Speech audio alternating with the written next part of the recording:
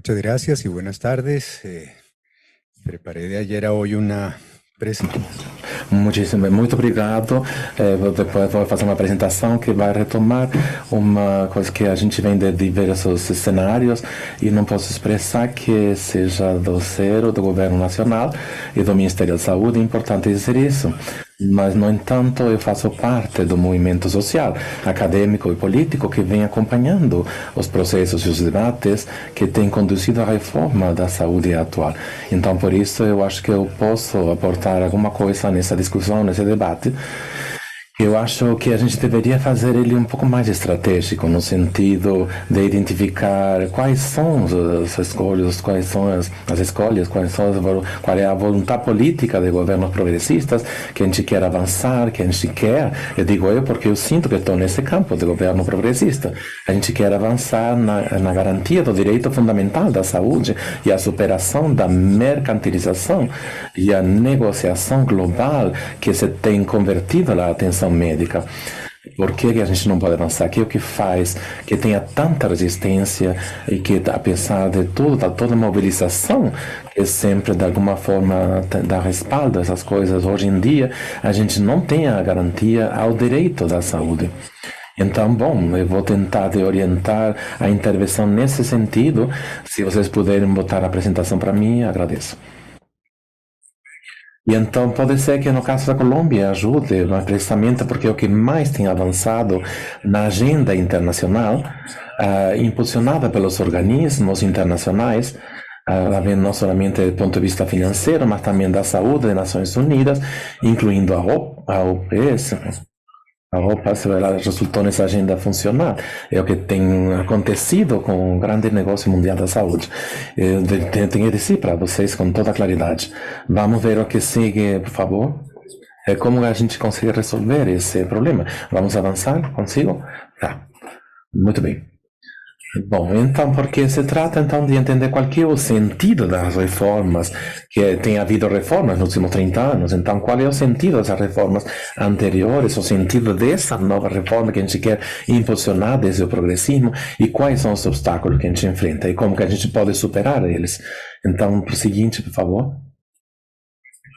Pois então vale muito a pena dar uma olhada, um modo de entender, de compartilhar aqui quem participa desde tem 40 anos quase nesse movimento da medicina social e coletiva latino-americana, desde uma perspectiva da economia política e de, então da compreensão de processos sociopolíticos nos nossos países. Porque então, desde esse olhar, a gente pode compreender qual é a complexidade do assunto que a gente tem na frente. Depois de ver isso, então, vou tentar de precisar qual que é o modelo, esse que é exemplar de cobertura, exemplar da saúde universal de Colômbia, desde a Lei 100 de 93, que vem então fazendo uma implementação nesses 30 anos. Depois, como que se construi a proposta do governo, qual que é o sentido da proposta, para tentar olhar um elemento central da discussão sobre os sistemas. E então, quem é que governa o sistema? Como se faz a administração? Primeiro, como se recolhem os recursos públicos, como se faz o modelo de financiamento e depois quem que administra esses recursos públicos. Esse que é o núcleo da discussão, é a centralidade, a reforma do sistema. Então a gente vai ver por quê. Então, bom, o que poderia resolver a proposta que está tendo a Colômbia? E então, também quais são os obstáculos que está tendo hoje no Congresso Nacional, que desde o ponto de vista da economia política, processo sociopolítico, como a Sônia Fleury mostrou no artigo recente, parece muito com o Brasil. É muito parecido realmente com elementos nesse debate no Congresso. Obrigado. Muito bem, eu não vou me deter muito tempo nisso, vou fazer ênfase de que essa perspectiva da medicina social e da saúde coletiva, o pensamento crítico na saúde, a gente não consegue ver os sistemas de saúde como um assunto técnico. De recursos disponíveis, de organização de recursos, administração de atores que se encontram prestando serviços, senão como uma correlação de forças na sociedade concreta, onde a gente expressa uma economia política do lugar que ocupa a saúde no desenvolvimento do capitalismo durante os últimos 200 anos, pelo menos. E então a gente tem que entender essa relação então entre a economia e a política, que nunca estão separadas no campo da saúde. E eu acho que temos que reconhecer no largo prazo, no médio e largo prazo, a configuração disso, que aos 60, no final dos 60, especialmente nos Estados Unidos, se chamou de complexo médico-industrial.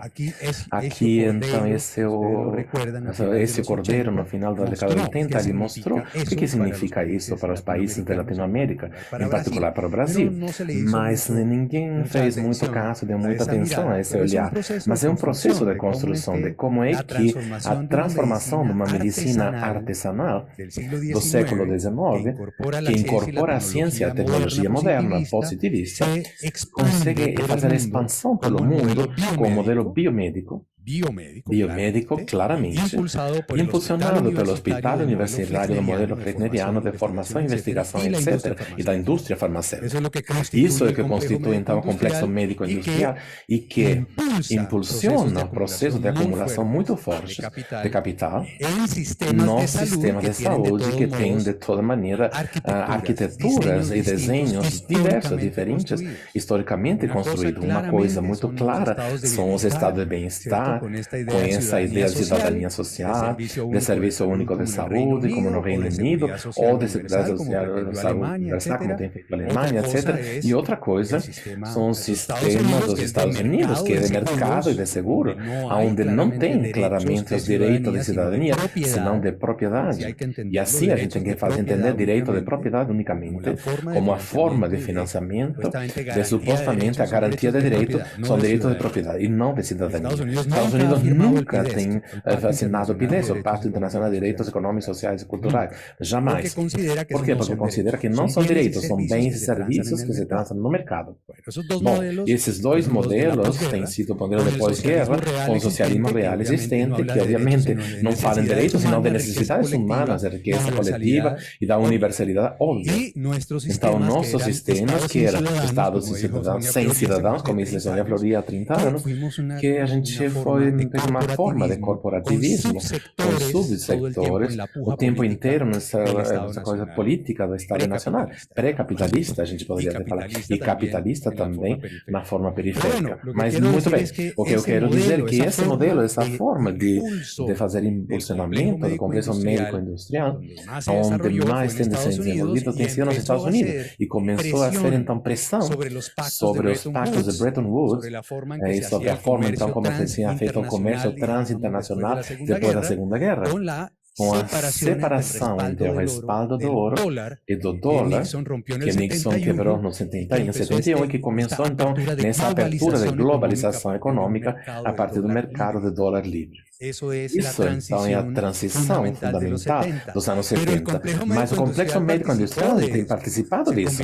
Se converteu numa pressão de abertura das economias, e então, como Deus mais entender, vocês lembrarão que Nixon começou a dizer isto pode se passar para todos os países e ampliar, então, os mercados de seguros. Entendam bem, para essa coisa muito custosa que se chama atenção médica. Muito bem, isso então foi articulado ao processo de financiar as economias, mas também alguma coisa que a gente não tem trabalhado com bastante suficiência, e a configuração do capitalismo cognitivo, que é então a transformação através dos câmbios, a mudança no mundo do trabalho, da produção de bens materiais a imateriais e informacionais com a propriedade privada.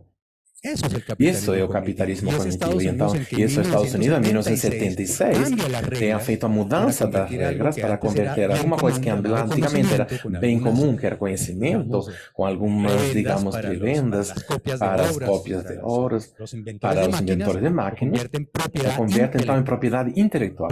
Propriedade intelectual.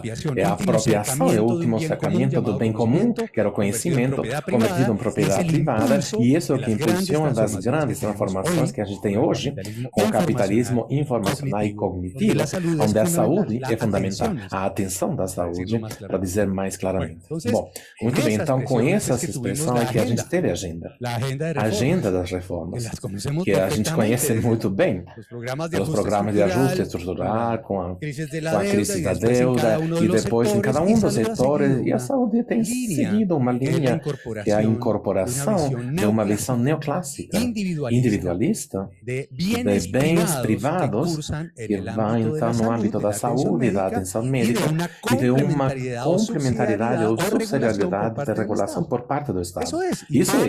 E toda a agenda, eu não vou entrar em detalhes, a gente conhece muito bem, mas sobretudo o pluralismo cultural se convirteu na melhor forma de resolver a relação Estado e mercado. Bom, isso famoso artigo de Júlio Frenk e Luiz Londônio, ambos muito impulsionadores das reformas neoliberais. Bom, é o que a gente tem aplicado o tempo inteiro. O financiamento, claro, mancomunação dos recursos, acaba de falar o vice-ministro em Chile, a mancomunação, que é a Seguridade Social obrigatória, são recursos públicos, mas com impostos, não só fundo. E depois, então, vem o que esse setor inventou, que é a intermediação financeira, que a gente chama de articulação. Que sejam umas empresas em competência regulada, administradoras e que asseguradoras dos recursos públicos que toda a sociedade dispõe para a atenção médica. E essa é a articulação com uma modulação, quer dizer, uma regulação da concorrência. Isso é o pago per capita a troco de um benefício. Na Colômbia, a gente chama de unidade de pago por captação e plano obrigatório de saúde. E isso, então, faz a regulação da concorrência e produz rapidamente a universalidade na cobertura do seguro social. Isso, claro, tem uma quantidade de teoria, nós não vamos entrar, mas a gente tem que discutir na saúde. O tema da eleição racional, que faz a gente crer que a atenção médica é um bem privado, por qual a gente tem que pagar. E que isso é a saúde, esse é direito à saúde.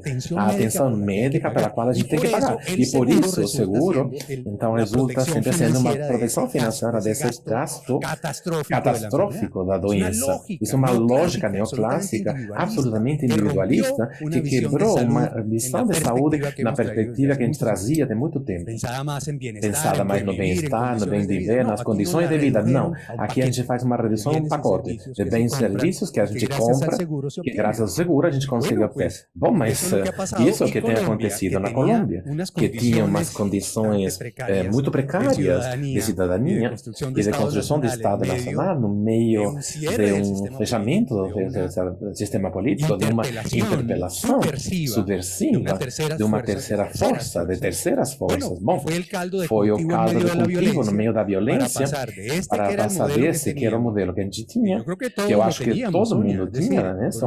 Por um lado, a assistência pública, recursos públicos para os pobres, e por outro lado, grupos sociais divididos e fragmentados para trabalhadores formais, e por outro lado, o setor privado. Isso que ainda a gente tem, somente que numa lógica de fragmentação diferente. E a gente teve, então, um determinado momento crítico de tentar formatar, como todos os nossos países nos anos 80, um novo pacto constitucional. O Brasil foi, então, um processo de democratização e de superação da ditadura. Na Colômbia foi tratar de superar a violência, mas muito ao meio termo. E nesse pacto, então, foi ficando, apesar de uma abertura, uma terceira força de outros setores, foi uma coisa que surpreendeu todo mundo, porque aparentemente era como uma declaração de direitos econômicos, sociais e culturais na Constituição colombiana, mas com uma frase em todos eles: serviços públicos que poderão ser prestados por particulares. Era um chamado para o setor privado para dizer, o Estado vai se retirar da provisão desses serviços públicos e chama então o mercado para que garantize e ofereça e os proveia. Uma coisa então importante é que, desculpem, estou indo muito longe. Vou voltar aqui. Sim. Como faço para regressar? Pronto, não. Está avançando, quero voltar. E necessito de voltar para trás, então, por favor, vou precisar de ajuda na mesa. Desculpa. Bom, de todo mundo aconselha, mas me ajuda a mim. Então, é isso, pronto, agora sim, consegui. Agradeço muito. Vou mais anterior ainda. Pronto. Mais anterior ainda. Pronto, nesse aqui. Olhem para esse. É muito importante, porque tem a ver com o que está acontecendo também na Bolívia. Na Colômbia, teve uma janela de reconhecimento de interculturalidade da existência de povos indígenas. Mas ficou simplesmente reduzida a isso. Precisamente na expressão. Hoje, a luta dos povos indígenas é por ser reconhecidos como entidades territoriais indígenas e com todos os seus saberes ancestrais. Mas, bom, isso é parte do que tem acontecido na Constituição, porque o que a gente tinha com a tal Lei 100 foi todo um debate, um desafio. A gente tem que reconhecer que finalizou nesse modelo, que acho que é muito importante que a gente tome em conta para compreender aquilo que muda com a proposta de reforma desse governo. E então, vocês podem ver que tem um fundo público, hoje em dia está constituído, com impostos e com cotizações. Depois, esse fundo é administrado por uma entidade pública que se chama Administradora dos Recursos da Seguridade Social e da Saúde, mas os entrega sistematicamente, mensalmente, na figura de pago por captação a dois regimes separados pela capacidade de pago. Os pobres, que têm que demonstrar que são pobres por uma encosta, né? uma pesquisa, que tem que ter o título de pobre, e o que não é pobre tem que pagar obrigatoriamente. Logo aí a gente tenta um seguro popular ou público de subsídio. E o seguro de cotização de regime contributivo, mas que é administrado os recursos por essa coisa que se chama empresa promotora da saúde, que está separado do regime contributivo e do regime subsidiado. As UPs são diferentes, os pacotes são diferentes, mas elas são as que contratam a toda a rede, seja pública ou seja privada, convertendo os hospitais públicos em empresas autossustentáveis pela venda de serviços a elas. Então, empresas sociais do Estado. Essa arquitetura não tem se compreendido muito bem na América Latina, precisamente porque a gente tem uma trajetória diversa, diferente. Mas é o melhor exemplo de cobertura universal em saúde. 98% da população colombiana hoje em dia está no regime subsidiado ou no regime contributivo. Então, aí estamos. Então, bom, isso não que tenha gerado problemas, o que a gente está ajustando, como falam os governos anteriores, mas que problemas realmente estruturais. As barreiras de acesso, as inequidades, desigualdades, a reconstrução da república, a precarização laboral, a mortandade materna, que é muito prevenível, mortalidade por câncer infantil, etc. Por quê? Porque detrás de tudo isso, nós temos a rentabilidade das pessoas dominantes, que se chama IPS. E claro, a separação entre o público e o privado, no campo da saúde pública, da prevenção. Temos um pacote de PIP, promoção e prevenção dentro da segurança, e outra coisa que tem plano de intervenção coletiva, que é da parte territorial do Estado, supostamente. E as inequidades são realmente assombrosas. Não vou entrar nos detalhes, mas são todos por regimes, por classe, por gênero, por etnia, por setores. Bom, muito bem. Então, o que aconteceu? O que tem acontecido? Desde o começo, quem tem participado desse debate de saúde, a gente planteia que isso é a perda do projeto de garantia do direito à saúde. E que então estava entrando num processo de mercantilização progressiva. E aí toda essa trajetória de mobilização, de movimentos com diversos nomes, articulações, etc., ao ponto em que, num determinado momento, a gente chegou a apresentar projetos de lei. E aí, na Corte Constitucional colombiana, através da ação de tutela, tem se convertido um aliado do direito da saúde, ao ponto de obrigar ao Poder Legislativo a que tenha que fazer uma lei estatutária em saúde, que vale muito a pena que a gente faça discussões em cenário como esse, para ver se isso é que a gente espera que seja o direito à saúde, ou pelo menos tenha aberto uma janela para dizer a gente não aceita que seja um pacote de benefícios. O máximo que pode ter é uma expressões explícitas e o mais claro possível, o mais claramente possível, e afetar então os famosos determinantes sociais da saúde. E obviamente toda uma série de características que a gente poderia dizer que apontam para um sistema único de saúde, mas não tem modificado a Constituição, também não tem modificado a Lei 100, a Corte Constitucional não tinha por fazer isso. Então, o que a gente tem a seguir? Um processo cada vez mais aglutinante, cada vez mais articulador, que é o que a gente chama de pacto histórico em Colômbia, que por um lado, a gente tem esse líder, Gustavo Petro, que vem de M19, com que tem sido feito o pacto na saída da Assembleia Constituinte em 91, e que depois tem lutado pelo Estado Social de Direito. Esse é seu projeto, pelo menos a garantia de direito. Isso é social-democracia, não é socialismo, nem comunismo, nem nada disso. E pelo outro lado, a Francia Márquez, a nossa querida preta, que tem feito um recolhimento de todo o movimento de gênero, de étnico, ambientalista, popular, muito forte e que tem sido reconhecida para estar ali. Então, isso que dá o nome a essa ideia de uma Colômbia potência mudando a vida, e isso que tem vindo de baixo, ou que impõe um caráter muito especial. E ali, então, tem feito um compromisso no programa, e esse governo, para fazer uma reforma estruturante que faça a retirada, a intermediação da saúde, que é o núcleo duro da discussão da privatização dos recursos públicos. O problema, claro, é que a forma de construção do projeto é que tem chegado ao Congresso, foi muito longe do movimento, a gente tem que falar isso, e o mesmo governo ficou então atrapalhado entre suas alianças estratégicas eleitorais, de uma certa maneira que hoje em dia estão saindo os escândalos da falta de governabilidade e de legitimidade que teve essa aliança com diferentes setores muito questionados dos partidos tradicionais, né? Certo que a gente tinha umas práticas corruptas, de corrupção, etc. Então, claro, nós temos uma proposta interessante. O projeto de lei, tal como tem sido apresentado, eu vou passar muito rapidamente por isso, eu acho que é importante compreender esse desenho aqui. Vocês olhem que o que permite de saber o que muda ali, né? E o que muda é que a gente retira essa intermediação. E então, os recursos públicos têm duas grandes rutas: de administração e de governo territorializado, descentralizado na proposta original, de princípio desse ano, de começo desse ano. Um dos caminhos é o sistema de participação, que vai da nação até os departamentos e os municípios, para organizar uma grande rede de atenção primária, com todas as características que a gente já tem falado, territorial, parecido ao FUNASA. E, por outro lado, outro rumo, uma rede de mediana e de alta complexidade, que tem fundos regionais. Olhem, esses fundos, atenção, com corpos colegiados democráticos de decisão, quer dizer, com muita participação popular e muito, obviamente, com participação tanto de prestadores privados, mas não de administradores privados de recursos públicos. É a grande diferença com Chile, e essa é a discussão que a gente deveria fazer. O que eles fazem é resgatar a DESAP com essa figura, certo, de ter dois pisos diferentes, privados e outra coisa complementar ao FONASA. Olha, que parece muito Colômbia com esse processo tal qual. Então, bom, isso é uma correlação de forças. Então, é claro que a gente pensa em território, em articulações, tudo isso que a gente já sabe, não vou entrar em detalhes, porque não é interessante. Mas então, muito bem, ver o que tem acontecido no Congresso, que eu acho que a gente deveria discutir aqui nessa reunião com muito cuidado. E isso que começa a se dar uma reubicação das forças, depois da aliança que chegou ao governo.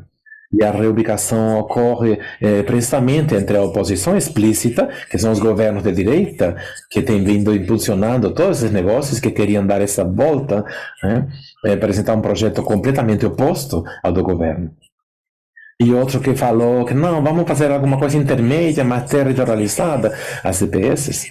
Quer dizer, o mesmo setor botado nos territórios, mas privado, claro. Então, os partidos tradicionais, eles mudaram o nome. Eles botaram o nome de gestores de saúde e vida. Não são empresas promotoras de saúde, gestores de saúde e vida. Para que então pareçam, para que foram as administradoras com negociação de como vai a atenção primária e como vai a rede de média e de alta complexidade. E isso então é tentando proteger o negócio. Isso a gente tem muito bem descrito no artigo recente, eu não vou detalhar agora, mas é uma luta permanente que bota em tela de juízo sempre a governabilidade, não a governança, mas a governabilidade do projeto progressista. Então, isso, claro, o que acontece nesse momento é isso aqui. A gente está na segunda ponência aqui, a dizer que a segunda volta que a gente tem até agora na Câmara de Representantes, faltam 2 mais. E então essas forças de oposição, o que eles querem resgatar a todo custo, isso que ficou ali. As gestores que já ocupam um lugar no projeto de lei. Então, claro, não é original que o governo tinha trazido, e essas gestoras têm a possibilidade de ter seus adscritos, seus afiliados, entre aspas, pela atenção primária com suas próprias redes. Então já começa a negociar o pago por unidade de captação. Então, claro, eles vão se manter dizendo, então, você sabe o que? O Estado, você dedica-se então a esses outros territórios, não funciona no mercado. Quer dizer, a você deixamos o osso e nós ficamos com a carne, para a melhor parte. Né? Então acontece, então, de novo, esse sistema dualístico, né? Público para pobres, e privado, então, para médios e ricos. Que são médios e ricos, não são somente ricos. Também os trabalhadores, como acontece com o sistema suplementar no Brasil, então eles preferem ter seu seguro e não entrar no SUS. Bom, aqui a gente vai acontecer uma coisa muito parecida. Eu também acredito que vai aprofundizar essa discussão. Não pode ser outra vez uma coisa técnica de recomendações, porque não é isso. A gente teria que tirar uma estratégia claramente botada num tono acadêmico e político também. Que eles também chamem a sociedade, Conferência Nacional, tem que chamar para uma mobilização, não só a Conferência Nacional, mas também os povos da Latinoamérica. A gente não pode continuar alimentando nesse enorme, imenso negócio cheio de injustiças e de inequidades que alimentam o capitalismo cognitivo maravilhosamente bem, e é por isso que a gente não tem vacina, por isso que a gente é pré-dependente, e por isso que a gente não tem o direito à saúde. Então, bom, oxalá que nessa podamos liderar uma mobilização social, mais que recomendações técnicas para os estados. Muito obrigado.